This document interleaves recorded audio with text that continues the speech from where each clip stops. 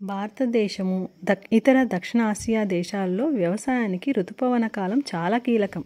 రైతులు తమ పంటలకు నీరందించడానికి ఋతుపవన వర్షాలపై ఆధారపడతారు. మోన్సూన్ అనే పదం హిందీ, ఉర్దూ పదం మౌసం నుండి వచ్చింది. దీని అర్థం సీజన్ ఆర్ వాతావరణం. వానాకాలం సీజన్లో మంచి పంటను పొందవచ్చు. అయినప్పటికీ అధిక వర్షపాతం, వరదలు, కొండచర్యలు విరిగిపడటం, పంటలు, మౌలిక సదుపాయాలు దెబ్బతీసే ఇతర ప్రకృతి వైపరీత్యాలకు కారణమవుతుంది. ఇక్కడ వీస్తున్నటువంటి గాలులు నైరుతి ఋతుపవనాలు. ఈ గాలులు వెస్ట్రన్ ఘాట్స్ నుండి వీస్తున్నాయి.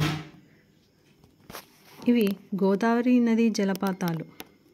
నాసిక్ త్రయంబకేశ్వరం దగ్గరలో ఉన్నటువంటి వెస్ట్రన్ ఘాట్స్. వేసవి నెలలో భూమి ఉపరితలాలు సముద్ర ఉపరితలాల కంటే వేగంగా వేడెక్కుతాయి. ఉష్ణ తేమతో కూడిన గాలి ఉష్ణ ప్రసరణ ప్రక్రియల కారణంగా భూమి యొక్క ఉపరితలం నుండి పైకి నెట్టబడుతుంది.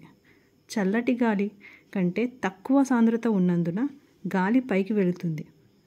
గాలి పైకి వెళ్ళే కొద్దీ అది విస్తరిస్తుంది, చల్లబడుతుంది.